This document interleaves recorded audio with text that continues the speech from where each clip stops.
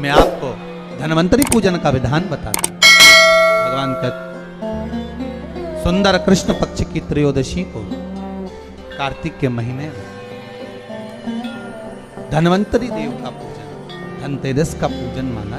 एक सुंदर भूमि पर देसी गाय का गोबर से लीपन कर कर, अगर गाय का गोबर ना मिले सुंदर जल से लीपन कर कर, वहां एक सुंदर चौक को पूर कर, आप सभी को ज्ञात होगा कि चौक पूरने में रंगोली का प्रयोग नहीं होता। आप लोगों को मालूम होगा चौक पूरने में आटा और हल्दी का प्रयोग होता है। आटे हल्दी का प्रयोग क्यों होता है? क्योंकि आटा समृद्धि को बढ़ाता है, लक्ष्मी वैभव को बढ़ाने वाली हल्दी होती है। इसलिए जब चौक पूरा जाता है भूमि पर तो चौक पूरते समय आटा हल्दी का प्रयोग करते हैं। थोड़ा सा चावल का दाना या गेहूं का दाना रख दिया जाता है, उसके ऊपर एक सुंदर चौकी, एक चौरंग, एक पाटा रख दिया जाता है। चौकी लगाएं, चौरंग लगाएं, पाटा लगाएं, उस पाटे पर एक सुंदर लाल वस्त्र धारण करा दें, लाल वस्त्र बिछा दें। एक थाली लें, उस थाली पर कंकु से, रौली से, कुंकू से गिला कर कर स्वस्तिक का निर्माण कर, स्वस्तिक का निर्माण कर कर घर में अगर चांदी का सिक्का हो, अगर चांदी का सिक्का नहीं हो, चांदी का कॉइन नहीं हो, तो अपने घर का 1 का सिक्का, 2 का सिक्का, 5 का सिक्का, 10 का सिक्का, जो भी आपके घर में हो वो कॉइन ले लें महाराज, उसको थाली के अंदर रख दें स्वस्तिक के ऊपर। फिर उसका स्मरण करें। आटे के 7 दिए बनाएं, एक थाली में, एक प्लेट में रख लें, घी के दिए बनाएं और उसमें सुंदर बाती को लगा दें। ध्यान दीजिएगा, इसमें जो बाती लगेगी वो लंबी बाती लगेगी। लक्ष्मी जी की पूजन में जितनी भी बाती लगे वो लंबी लगे। महाराज घी के दिए लगा दें 7, सातों दियों को प्रज्वलित कर लें, प्रकट कर लें। एक दिया तेल का लगा लें। तेल का जो दिया लगाया है, जहां पर आपने सिक्का रखा है, कॉइन रखा है, उसका लेफ्ट हैंड, मतलब आप ऐसे बैठे हो तो आपका सीधा हाथ की ओर आप तेल का दिया लग दें। और जो 7 दिए आपने लगाए हैं वो लक्ष्मी जी के राइट हैंड, मतलब आपका लेफ्ट हैंड हो गया, लक्ष्मी जी का राइट हैंड, आपका लेफ्ट हैंड हो गया, आपका उल्टा। वहां पर 7 दिए जो आपने प्रज्वलित करे हैं वो प्लेट में रख। सुंदर थाली जो आपने पूजन के तैयार करी है उसमें कुंकू, रोली, हल्दी, अबीर, गुलाल, चंदन, मौली, लाल धागा, मौली, अमरबेल के टुकड़े, कमलगट्टे, हल्दी की गांठ, सुंदर भाव में उसको रख। जल का पात्र सुंदर आनंद से, जो क्वाइन चांदी का और देसी क्वाइन आपने जो रखा है उसका जल से पूजन करें। क्वाइन का पूजन करें, कंकु आदि से पूजन करने के बाद दोनों सिक्कों को उठा लें। दोनों क्वाइन, जो चांदी का सिक्का है और जो देसी क्वाइन है, उसको उठाकर उस पर जो कलेवा है, मौली है, नाड़ा है, लच्छा है, उसको लपेटना प्रारंभ कर दें और उसको लपेटें। पहले चांदी का सिक्का लपेट दे, फिर देसी सिक्का जो आपने रखा है 1, 2, 5, 10 का जो सिक्का रखा है उसको लपेट, थाली में उसको रख लें। फिर वापस उस पर जल का छींटा देकर उसका पूजन करें। महाराज हल्दी, रौली, मौली, चंदन आदि लगाकर सुंदर भाव से चावल को हल्दी में भिगो लें और पीले चावल कर कर उल्टे हाथ में चावल लेकर माता लक्ष्मी के ऊपर जो 2 सिक्के रखे हैं उनका पूजन करें। साथ में जब चावल छोड़ते जाएं तो गणेश जी का भी स्मरण करते जाएं। हे रिद्धि सिद्धि के दाता श्री गणेश जी महाराज, आप हमारे यहाँ पर सदा माता लक्ष्मी को लेकर, कुबेर भंडारी को लेकर सदा विराजमान रहें, नारायण को लेकर सदा विराजमान रहें। चावल छोड़ते जाएं और बाबा से विनती करते जाएं, माता लक्ष्मी से निवेदन करते जाएं। भगवान शिव का स्मरण करें, भगवान नारायण का स्मरण करें, माता लक्ष्मी का स्मरण करें, रिद्धि सिद्धि के दाता भगवान श्री गणेश जी महाराज का स्मरण करें, छोड़ते जाएं। जब चावल पूर्ण छोड़ दें में पूजन पूरी तरह से हो जाए, तब महाराज 7 सुंदर आनंद से अमरबेल के टुकड़े।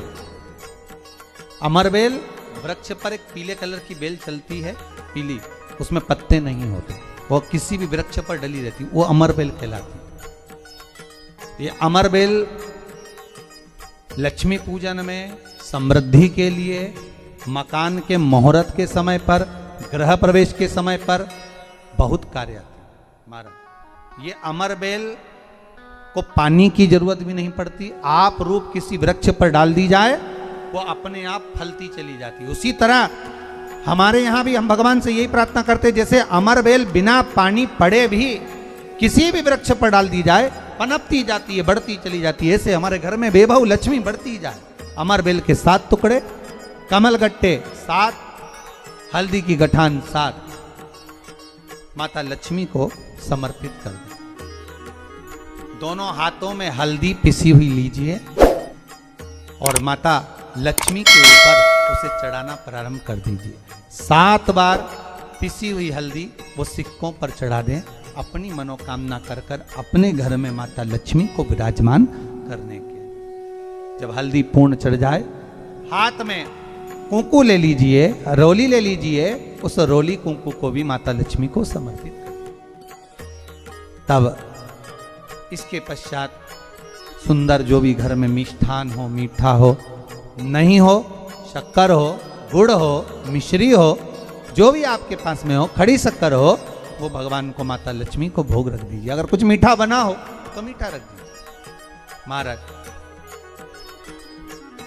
घर में संपूर्ण पूजन कर कर आपके घर में जो देवालय में भगवान बैठे हैं उनका भी पूजन करिए। पूजन करने के पश्चात आप माता लक्ष्मी से निवेदन करिए, हे माँ आप हमारे यहाँ सदा विराजमान हो। पूजन करने के बाद जो 7 दिए आपने प्लेट में रखे हैं, थाली में रखे हैं पूजन के लिए, घी के उन 7 दियों से माता लक्ष्मी की आरती उतारिए।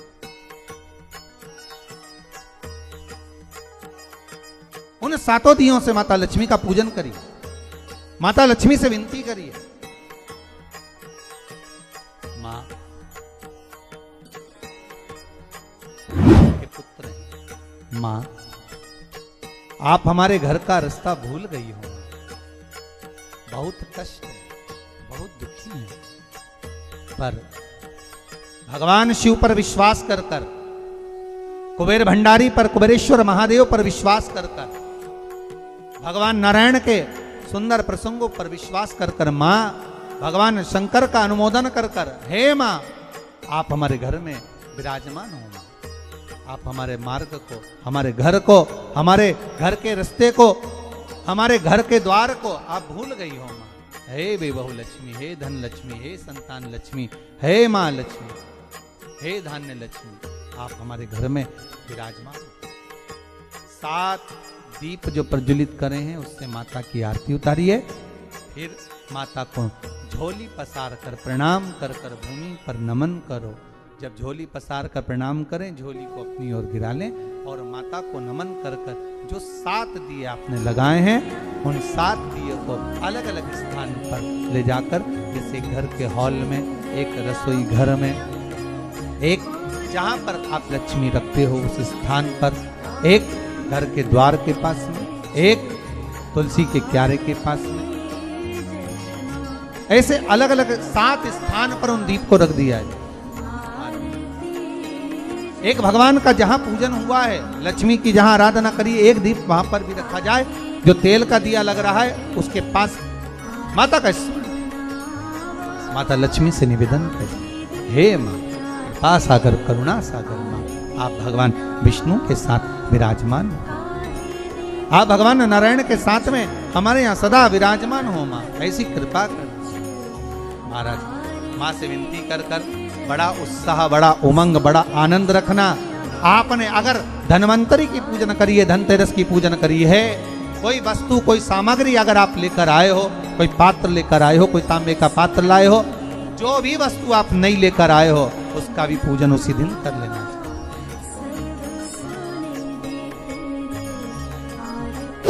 उसका भी पूजन।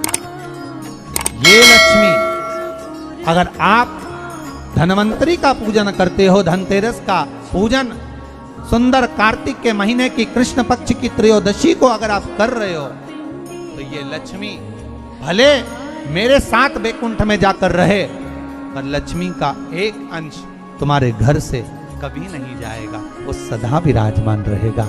ऐसी है मां धन्वंतरी की पूजा।